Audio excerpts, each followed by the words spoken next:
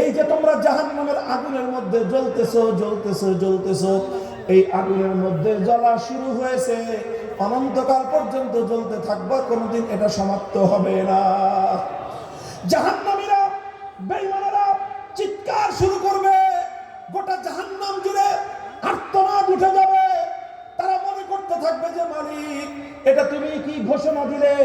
আল্লাহ গো, তুমি যদি বলতে এই পৃথিবীর সমস্ত বালুচরগুলো আর সমস্ত মরুভূমিগুলোতে যত বালুকণা আছে, এই বালুকণা সমপরিমাণ জাহান্নামের মধ্যে বছর আমাদেরকে জ্বলতে হবে, এরপরে একটা দিন আমরা মুক্তি পাবো, এমন এতটুকু আশার প্রদীপ যদি তুমি আমাদেরকে দিতে, সেই আশা নিয়ে হয়তো আমরা একটা সান্ত্বনার বাণী খুঁজতাম।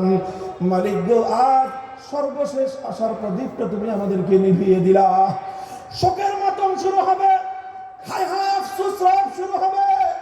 দুনিয়ার হাজারটা নির্বাচনে ফেল করলেও এর কোটি ভাগের এক ভাগ আফসোস হয় না। দুনিয়ার সমস্ত আপনজন হারিয়ে ফেললেও এর কোটি ভাগের এক ভাগ আফসোস হয় না।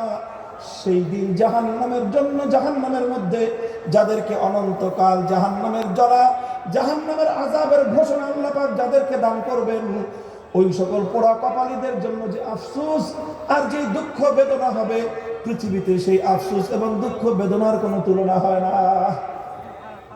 ভাই, এত বড় গল্প বলা আমার উদ্দেশ্য ছিল না। এই যে একটা আনন্দ জান্নাতের মধ্যে, বেহেশতের মধ্যে, একটু কল্পনা করেন। আমি শুরুতেই বলেছিলাম, চর্মচক্ষুটা বন্ধ করে হৃদয়ের অন্তর্দৃষ্টিটা একটু খুলে দিয়ে কল্পনা করেন তো সেই আনন্দটা কেমন।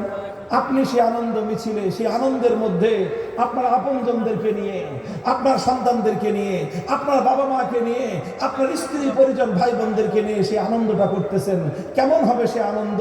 আরেকবার আপনি কল্পনা করুন, আপনি এবং আপনার আপনজন জাহান্নামের সেই কঠিন ভয়াবহ দুর্বিষহ সেই বিপদের মধ্যে পড়ে আছি, কেমন হবে সেই দুর্বিষহ অবস্থাটা? তুলনা করা যায়? বলেন তো, বলেন, তুলনা করা যায়? আসমান এবং জমিন বললে বলা সঠিক বলা হবে? আকাশ